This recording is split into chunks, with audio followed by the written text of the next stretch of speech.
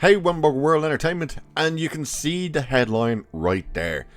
There is a fierce amount of cope going on regarding Steven Spielberg's Disclosure Day. Multiple articles are talking about how this thing has smashed all expectations at the box office. If its expectation was that it was going to make $10, then yeah, it smashed all expectation. This thing's a disaster. It's come in with a horrible number. Look, its domestic opening is $44.5 million. Didn't fare much better internationally with $49.4 million for a worldwide total of $93.9 million. It's not good. Its Thursday preview, you can see here, $6.5 million. That gets brought into this 19 mil. So it's a disaster. And you can see it went down on the Saturday and then it went down on the Sunday. Which means by Monday, the Monday number is going to be terrible as well. And yet, article after article is talking about how this thing is smashing box office records and all this type of crap. It's like, what drugs are you taking? And how, if this movie comes in with a number like 44 mil domestically against the likes of Masters of the Universe and Scream and all these other, not Scream, Scary Movie and all these other things that came in with that type of number, and they all got painted as absolute disasters, how exactly is this one the winner? It cost the reported $115 million. They probably spent at least another 100 mil on marketing, because the thing did have quite a few trailers and all the tons of posters and stuff. So let's take a look at this article, because this is just getting really strange to cope around this movie. It's a disaster. The movie sucks, and the box office for it sucks. So let's take a look and see exactly how this thing is smashing all expectations.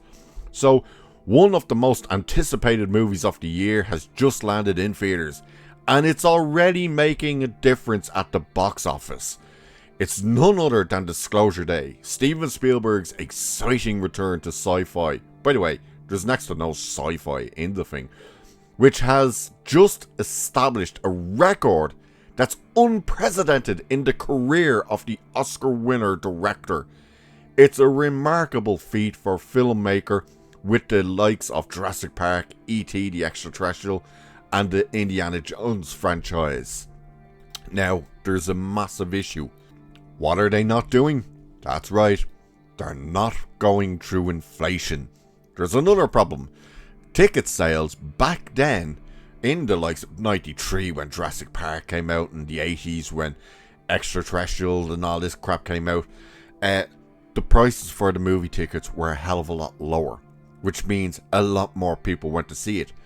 You're basing numbers like $44 million off tickets that are roughly $9, $10, $11, sometimes $12, with fewer people going to see it. So that is not good when you try and compare to other movies. So Disclosure Day, starring Emily Blunt, Josh O'Connor, Colin Firth and Coleman Domingo, has just become a milestone for Spielberg.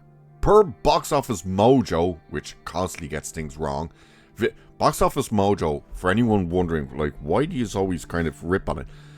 They're the ones who listed for Love and Thunder having an opening weekend of earning $700 million. Do you remember that? And John Campea ran with that story. He couldn't get over it. He was so excited to announce that. It was like, you dipshit, there's no way it made that much. And of course, they got caught out and had to redo the numbers, and like, oops.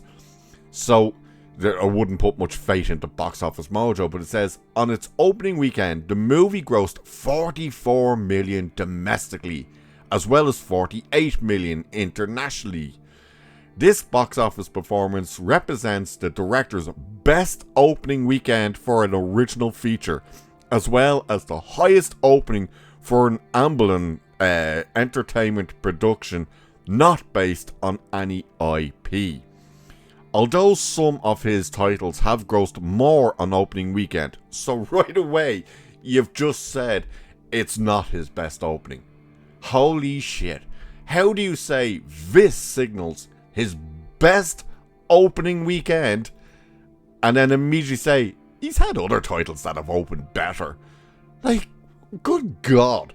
So this record applies only to the films that are neither sequels nor based on pre-existing IPs. Looking more broadly, Indiana Jones and the Kingdom of the Crystal Skull remains Spielberg's greatest opening weekend hit, as the 2008 sequel grossed $101 million in just 3 days. His highest grossing movie ever is still 93's Jurassic Park, which has managed to break the 1 billion barrier after all its re-releases.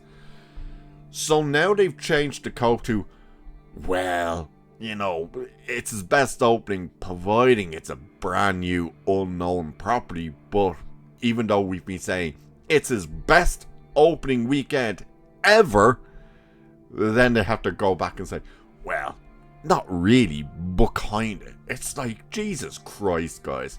You can't be this fucking desperate to make things a hit. Like, the cope and the hoops they are jumping through to try and paint this movie as this massive success, and it's not. Oh look, the following paragraph contains spoilers for Disclosure Day. You mean the fact that Disclosure Day happens? Because that's the spoiler. They dump everything. Oh, by the way, I even forgot to say in my review for the movie that what's hilarious is when they do the dump on Disclosure Day and they put it on the news, every living person around the world, everywhere, no matter where they are, whether they're on the subway, standing in the middle of the street, on airplanes, every single person is watching the news on a cell phone. Every single, there's not one person walking past while a couple are standing. Every single person in the world, including Korean armies and Russian armies, are all standing there watching the same news broadcast. It's like, yeah. So this says, ever since it was announced that Steven Spielberg would return to sci-fi, and with a movie featuring an alien storyline, which it really isn't an alien storyline, speculation began about Disclosure Day being a sequel to one of its most popular features in the genre. Whether it would be E.T. or Close Encounters of the Third Kind, his loyal followers were excited about the possibility of the director revisiting these highly popular stories almost 40 years since they presented a remarkable different take on the subject. But is Disclosure Day a sequel or perhaps a reboot? I tell you one thing, if that's a reboot of either one of these movies, holy Jesus, you just proved that reboots don't work. The answer is neither. Even though the movie touches on the themes of aliens being among us, the 2026 release has no direct relation whatsoever with his previous movies about little green creatures, even though they're grey, you stupid fuck. However, its story-based resembles that to that of Close Encounters of the Third Kind, as Margaret's arc of self-discovery and self-realization is quite similar to that of Roy Neary in the 77 original. Blah blah blah. It's just now comparing shit. And it's like, no, her story is very, very different to that of anything in Close Encounters. This scene, by the way, is fucking retarded. So the guy comes up, pushes their car into the train, even though he's got a gun that he could have got out and just shoot them. After the car gets dragged down this railway long distance, and they're trying to get off because there's another train coming this way. Now the guy's driving on the road beside them, and now he's trying to shoot them. Yeah, retarded. So the whole movie is just garbage. There's really nothing to do with aliens except the end of the movie, really, and these things, which, by the way, these things are, is there an image of it? Yeah, are these things, right? What do they do here? We don't know. How did they get these ones? We don't know. How do they work? We don't know. How did they know how they work? We don't know. It's just like this absolute ridiculous. This is how, by the way, she activates her whole psycho power type thing. A little birdie, which is actually the alien. So it's just like, it's not a good movie. But the fact that they're sitting here trying to say this number makes it his best movie ever, except it's actually way lower than most of his movies. Like, Jesus Christ, the movie's a disaster. It's a box office disaster. It's not the only one, unfortunately, either. Because Scary Movie, check this out. Scary Movie from week 1 to week 2, box office drop. It's gone down, actually. It was, well, there you go. It's actually gone up. Jesus. 74% drop from week 1 to week 2. That is disastrous for this movie. It was 73%. It's gone up to 74% in its second week. That is officially dead at the box office. And it's not the only one, because the other new entry, Masters of the Universe, did not fare much better with a 70%. That's actually gone down. That was a 71%. It's now 70%. Word of mouth is not helping this movie at all. This movie could potentially lose upwards of $200 million. That is shocking.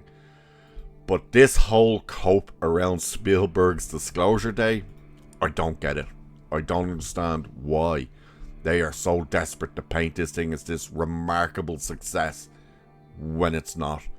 It's really unfortunate to say, because it is Spielberg, and apparently when they broke down the numbers of the age groups going to see it, young people are not bothering.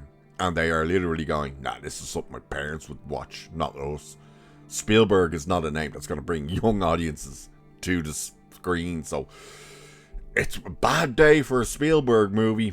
It sucks to say. He's still going to be regarded as one of, if not the best Hollywood director ever. You know, this is just another one of his little blips in quite a few blips that he's had. But yeah, dude, this weird cope of unprecedented heights at the box office, no. But if you've seen the movie, what did you think of the movie? And what do you think of this cope around the numbers? Let us know. And of course, with that, I shall leave it there for this one. So do like and share and subscribe and hit that hype button and all that good stuff. Cheers. I'll catch you in the next one.